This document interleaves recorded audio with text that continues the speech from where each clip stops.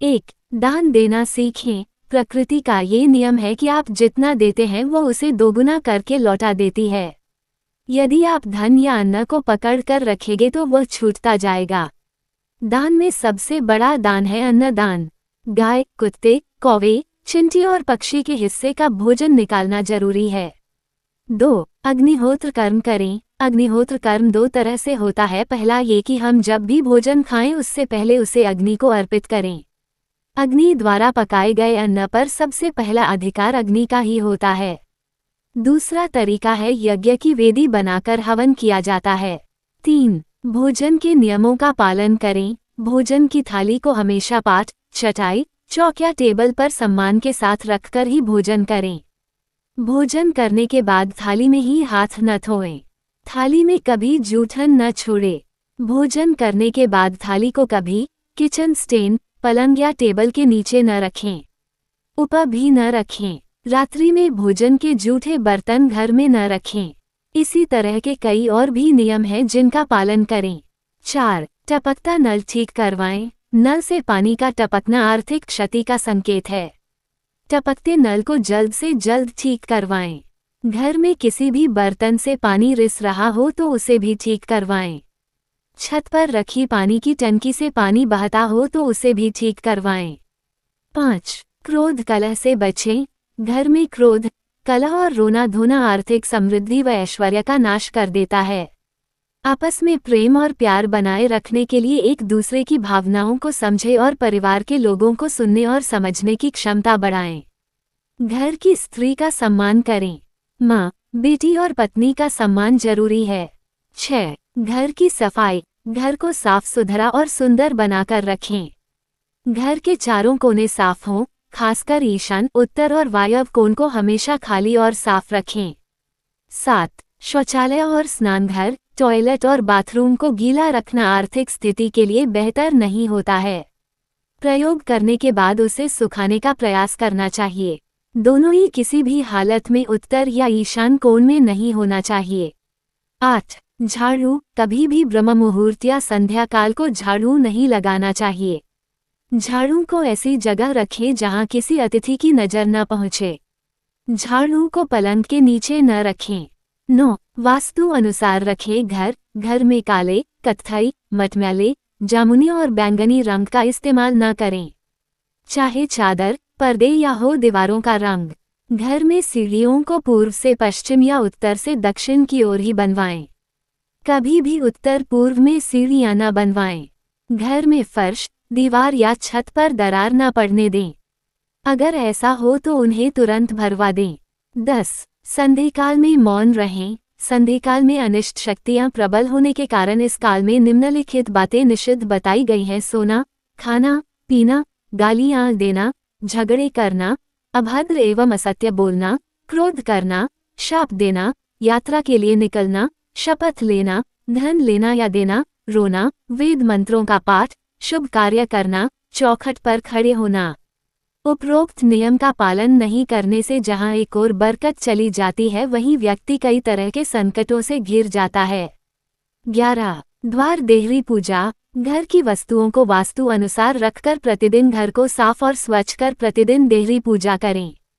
जो नित्य देहरी की पूजा करते हैं, देहरी के आसपास घी के दीपक लगाते हैं, उनके घर में स्थायी लक्ष्मी निवास करती है। घर के बाहर शुद्ध केसर से स्वस्तिक का निर्माण करके उस पर पीले पुष्प और अक्षत चढ़ाएं। घर में लक्ष्मी का आगमन होगा। 12, घर को मंदिर समझें। जिस घर में मदिरा सेवन, स्त्री अपमान, तामसिक भोजन और अनैतिक कृत्यों को महत्व दिया जाता है उनका धन दवाखाने, जेल खाने और पागल खाने में ही खर्च होता रहता है। 13, पीपल की पूजा। शनिवार को पीपल के वृक्ष में काले तिल, कच्चा दूध, गंगा जल, शहद, गुड़ को स्टील या चांदी के बर्तन में डालकर अर्पित करें व सरसों के तेल का दीपक प्रज्वलित करें। बस ये कार्य प्रत्येक शनिवार को करते जाएंगे तो धीरे धीरे दुर्भाग्य दूर होता जाएगा। पीपल के वृक्ष की जड़ में तेल का दीपक जला दें, फिर वापस घर आ जाएं और पीछे मुड़कर न देखें। इससे आपको धन लाभ के साथ ही हर बिगड़ा काम बन जाएगा। 14, पोंछा लगाना। सप्ताह में एक बार गुरुवार को छोड़कर समुद्री नमक से पोंछा लगाने से घर में शांति रहती है।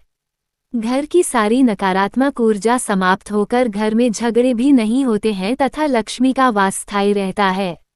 15. कुत्ते को रोटी खिलाते रहें। अगर पर्याप्त पैसा कमाने के बाद भी धन संचय नहीं हो रहा हो तो काले कुत्ते को प्रत्येक शनिवार को कड़वे तेल सरसों के तेल से चुपड़ी रोटी खिलाएं। 16. मकड़ी का जाला घर में या वॉशरूम में कहीं भी मकड़ी का जाला न बनने दें। 16. अटाला घर में कहीं भी कचरा या अटाला जमा न होने दें। 17. छत रखें साफ, छप्पर पर बांस न रखें और किसी भी प्रकार की अनुपयोगी वस्तुएं भी न रखें। 18. ये 5 कार्य न करें। 1. कभी भी व्याज का धंधा न करें। 2. पराई स्त्री से संबंध न करें। 3. झूठ न बोलें। 4. नाखून और बाल बढ़ाकर न रखें और शरीर को कभी भी गंदा न रखें। प्रतिदिन शरीर के सभी छिद्रों को 3 वक्त जल से छुएं, सुबह, शाम और रात्रि। दांतों को अच्छे से साफ और चमकदार बनाए रखें। 19. तिजोरी में हल्दी की कुछ गांठ एक पीले वस्त्र में बांध कर रखें। साथ में कुछ कौड़ियां और चांदी, तांबे आदि के सिक्के भी रखें। कुछ चावल पीले करके तिजोरी में रखें। तिजोरी में इत्र की शीशी, चंदन की बट्टी या अगरबत्ती का पैकेट भी रख सकते हैं जिससे उसमें सुगंध बनी रहेगी। तिजोरी को मुंह उत्तर में खुलने वाला होना चाहिए। 20.